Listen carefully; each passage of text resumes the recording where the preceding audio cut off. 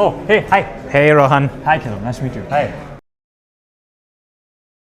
So we already have the build, ready for you, and we're gonna probably quickly show that. So is this the EOS Games team? No, so this is Yas. So YouTube as a service. So this is one of the companies under EOS. Actually, we made a lot of progress since the last time around. So let's see where we are this time. Right? I really like the Witcher series, and is this the kind of game that has those sorts of side quests, or is it more sort of a linear game where, you're sort of progressing in a pre-planned direction and there isn't a lot of branching? There is branching, but it's still linear. Like if you look at older Souls-like games, or if you look at newer games like Kazan, it's linear, but there is space for exploration. So as you'll see in the demo, there is space for some exploration. There are lots of side quests. So if you're going towards 100% completion, are there points in the game where you can't really get back and complete a quest because you have sort of blocked yourself off from that? Yeah. So you have to Yeah, you have to do, there are sections, you have windows, you have this period where you can finish certain side quests, you can progress the game a little bit, but there are points after which, everything in the world changes. Actually, I would say the Indian audience was a lot more toxic to the first trailer because they didn't understand what an early alpha was. And I feel in hindsight, I should have just shown a level walkthrough. We try to put the gameplay in that because India, there are other trailers that have come out of games in India, and what they do is they do cinematic trailers. It's not rendered in Unreal Engine, right? It's not happening in game. It's happening in Maya. And you can do a lot more with Maya to make a very cinematic trailer. We didn't want to do that. We want to show gameplay. Because that's the hard thing to do, right? Seamless 10 minutes of gameplay, what we showed you now, with all the bugs, jank, whatever it is, to show you that, hey, here's progress from point A to point B. So we want to put out a trailer, and that's why we went out and showed, kills, and that's why we went out and made those models. But if you see the models on this one, right? If you see the model of can we bring that up? That was made from scratch, right? All of this, you should see it on the test bench. It looks so good, right? And there's now a low poly version of it for game use. We've really gone hard in making sure that all of this looks as AAA as it possibly can be, right? The ambition to do it is there, but we are, for all means and purposes, an independent studio. So how do people deal with that? And actually, I think all the conversation on AAA is garbage, especially when it comes to India, because nobody's actually made a game. If there's a $100 million game dev budget, okay, for a AAA game, $70 to $75 million of that budget goes into marketing, right? And I think because we already have inherent distribution as a company, we don't have those costs. And sure, we might end up making much less money, or maybe not even make any money because we have much less marketing. But if you look at the $25 million game dev budget, I'll quickly run you through the salaries. What is the salary of a fresher developer in the US? Somebody who can do C++, like 200K, 150, 200K? What is it in India? The entire reason the Indian software services ecosystem works is because it's much cheaper to hire talent in India than the US, right? If you look at the cost of an animator, because we have Technicolor, because we have companies like MPC that just went under the water, we were able to hire really good talent, and we pay them well, but we're not paying US salaries. So it's a lot cheaper to do things here, right? And I think that people fundamentally forget that India has a huge cost advantage, and India also had the talent. You find them very young, and you need to find, it's a rare skill to find, right? It's like you're looking for somebody who has 5 years of experience when they're 21, 22, 23. Super hard. But I started early, so I know how to look for somebody who started early as well. And we have absolute prodigy programmers in the team, right? Rishi, for example, on the team is really good. And you can see from his portfolio, you can see he's built a game engine, right? So obviously not of the scale of Unreal Engine, but he did it just for practice. So he's got this laundry list of experience behind him.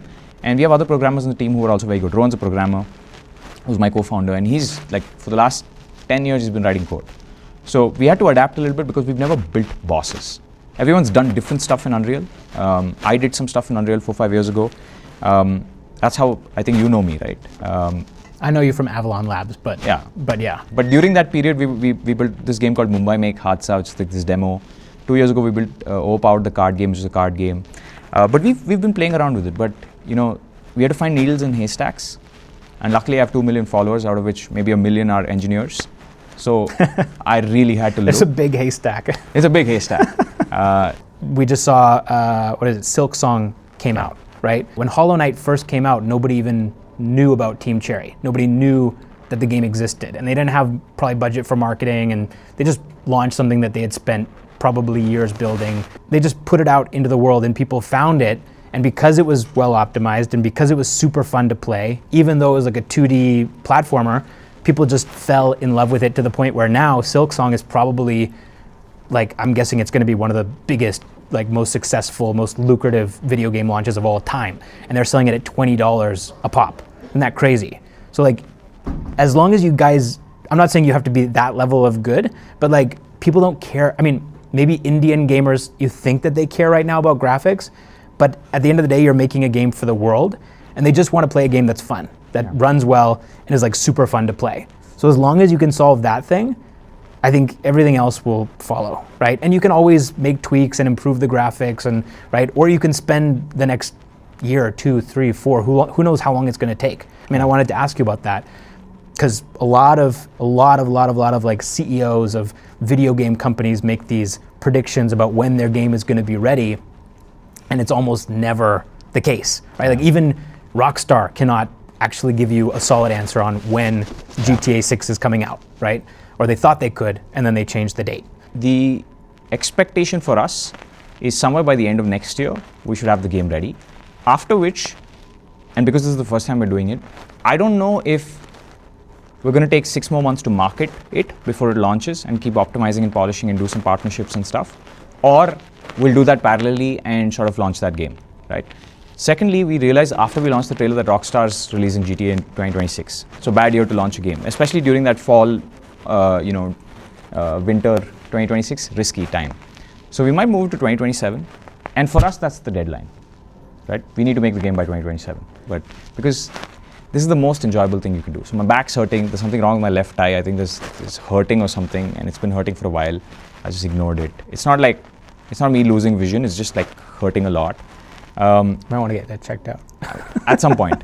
I don't think I've had more fun than the last 4 months. It's a fucking honor, it's a treat, it is learning and implementing and seeing things out there. Like, you know, there's a person downstairs on the floor we have below who's wearing a lab coat and like these goggles, like Breaking Bad style, and she's 3D printing our main character. She's 3D printing a lot of it. We don't need to do it. No, game studios don't do that. But we're like, you know, everybody that comes here, we want to leave them with something, right? A piece of the game that they can carry along, and you know, you're one of the first few people to carry one of those. It's just so much fun. I don't think I've had more fun than in the last 4 months. I can say that for my team. This is a fucking honor to work on something like this and prove that it's possible. Nothing has motivated me more than the criticism on the last trailer, because I was like, finally, an opportunity to prove myself, right? And it's not just for me, for the entire team, an opportunity to prove ourselves and prove that India can do this, right? And it's actually less about India. I think the India can prove it is a secondary effect. It's more about us, right? Can we pull it off? Can we do it, right? With all odds stacked against us, with people complaining, oh, you don't have... By the way, I think we have enough money, right? Considering the fact that AAA games in India, to build of that caliber, I won't even say we're a AAA game, I would just say to build of the graphic and gameplay quality. I think budgets are much lower than people think they are, and I think we have those. It's not small either. It is a reasonable budget, but I think we have that. But even if you didn't, I don't think you'd have that hard of a time raising capital. Yeah, but I want to do it hard mode. Yeah. Raising money makes things easier, but money brings obligation. I think more than anything, EOS works. The other side of the company is now 500 people works because we could do our own thing. At every step, people would have said it's distracted. When we built the video editing school, they would have been like, it's distracted, now build a services company. But it's such a good synergy between the school and I don't know why people didn't see that. But I didn't want to answer any questions. I don't want to explain like why we're doing what we're doing. And it's the same with the game. I want to play this on super hard mode, which is bootstrapping it. I want to, unless the Sony comes in and gives us money, because Sony's money always comes in with, hey, you're on PlayStation and we'll put you up top. So that's an exception. But apart from Sony or an Xbox telling us, hey, we'll give you visibility along with, the game, or Nvidia or something like that, pure investor capital is always financial. And at this point in my life, I don't want to work with anyone whose only goal in life is to increase the value of, paper money. I would rather build things of real value. And if we fail, so be it. Yeah. So is this all game team or? No, so the game team is there. That corner? Yeah. Okay. This is EOS Labs. EOS Labs? Yeah, and this is a little more of YAS. YAS. And that's 100 Executes. Okay. And there's also AV that sits towards that end. Okay. Yeah. Got it. So this is just like one street that was based off of 1950s and 1970s India. So mostly like all the assets here, they're all photogrammetry assets. The team went to Chanderi, they scanned like thousands of structures and we had to like process them separately, like each of them. So we did this like more than 1,000 times, processing each and every asset and cleaning them up. Like even now you see there's some artifacts which, But it gives a pretty good sense of like the space and what it would be like to explore. Will there be like a inventory system in the game where you can buy stuff? Yes. Buying or just acquiring, like looting? Both. The idea is we try and mock this up very quickly, right? So we have a lot of these incomplete proxy meshes just to get an idea of like what the space looks like. Yeah. And then you get an idea of how you want the place to look, and then we kind of go in there and refine it. I always love to go to the highest point in any given situation. And then jump off of there. And then jump off, yeah, exactly. But I just want to like go and see things. See things that I'm not supposed to see. You're staring into the void. Exactly.